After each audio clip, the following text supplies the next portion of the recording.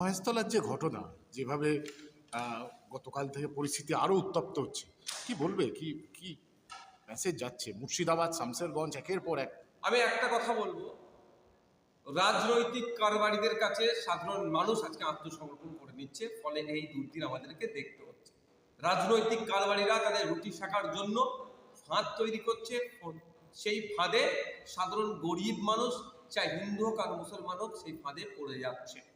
আমি যতটুকু খবর পেয়েছি, যে সোর্স অনুযায়ী কাজে লাগিয়েছি সেটা আমি বলছি।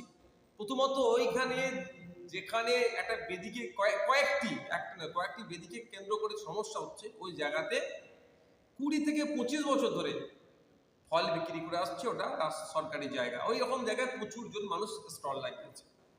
ঈদের ছুটিতে বাড়ি গেছে, বাড়ি ফিরে এসে দেখে হঠাৎ সেখানে বেদি করে দিয়েছে, বেদি করে তুলসী মালা লাগিয়ে দিচ্ছে।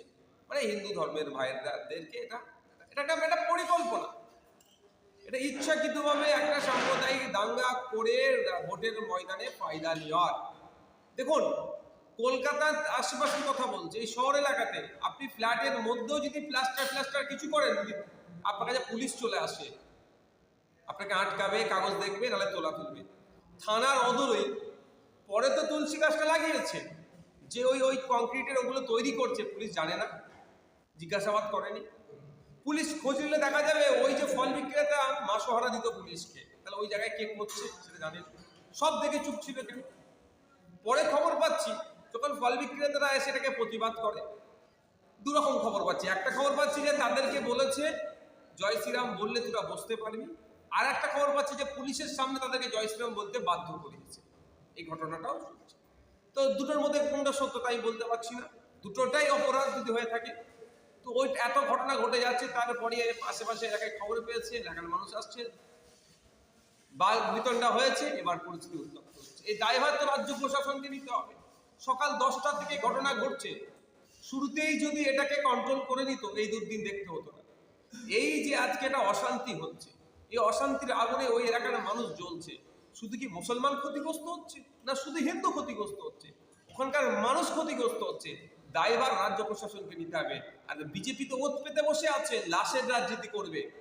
বিজেপির অবস্থা এতই শোচনীয় পশ্চিম বাংলাতে, যে মিস কল মেরে ওদের সদস্যপদ হওয়ার জন্য আহ্বান করেছিল, লোকে মিস কলও মারছে না বিজেপিকে, ভোট তো দেওয়া দূরের কথা। তাহলে সেই জন্য ভোটে কনভার্ট করতে গেলে কি করতে হবে? বাইনারি পলিটিক্স করতে হবে। আর তৃণমূল কংগ্রেস ওয়াকাফ নিয়ে বা বিভিন্ন ইস্যুতে মুসলিম সিম্প্যাথি পাওয়া তো দূরের কথা, মুসলমানরা তৃণমূল কংগ্রেসকে রিজেক্ট করার জন্য প্রস্তুত নিয়ে নিয়েছে। এই ধরনের কাজের যদি না সুযোগ দেয়, আমি বলছি সুযোগ দেওয়ার কথা বলছি, আমি কোট আনকোট বলছি, তাহলে মুসলিম হিন্দু বাইনারি হবে না, মুসলমানরা সেপারেট, হিন্দু ভাইরা সেপারেট হবে না, মুসলমান ভোট তৃণমূলের দিকে যাবে না, চাপে পড়ে যেতে হবে। এই সুযোগ দিচ্ছে না, হলে থানার অদূরে ঘটনা ঘটে যাচ্ছে। এত বড় ঘটনা ঘটলো কিভাবে?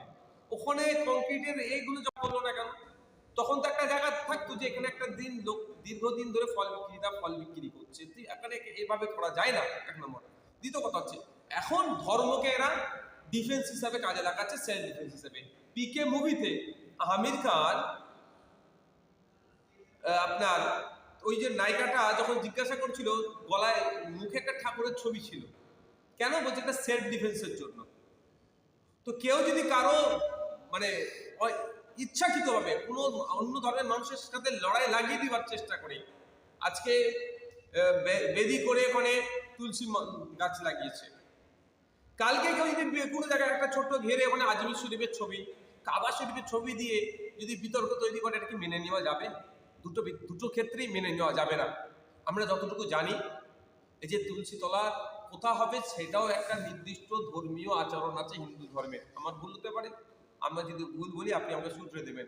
যে প্রতি ঘরে বা বাড়ির ছাদে উত্তর পূর্ব কোণে তুলসী তলা হয়, আমি যতটুকু জানি, আমার জানার মধ্যে ভুলে থাকতে পারে। এখানে ইচ্ছাকৃতভাবে ধর্মকে সামনে নিয়ে এসে, ধর্মকে সেলফ ডিফেন্স করিয়ে ভোট ব্যাংকে উতরানোর জন্য এই অপচেষ্টা চালাচ্ছে। আর এর বলি সাধারণ হিন্দু, সাধারণ মুসলমান হচ্ছে, গরিব হিন্দু, গরিব মুসলমান হচ্ছে। এখন রাজ্য প্রশাসন চুপ আছে কেন? একের পর এক ঘটনা ঘটে যাচ্ছে। শামসেরগঞ্জ, ধুলিয়ান, যেভাবে ওখানে হত্যা হয়েছে, খুন হয়েছে, গুলিবিদ্ধ হয়েছে, ভাঙচুর হয়েছে, আগুন লাগিয়েছে, প্রশাসন দায়ী। ঠিক একইভাবে এখানে মহেশতলাতেও প্রশাসন দায়ী এড়িয়ে যেতে পারবে না।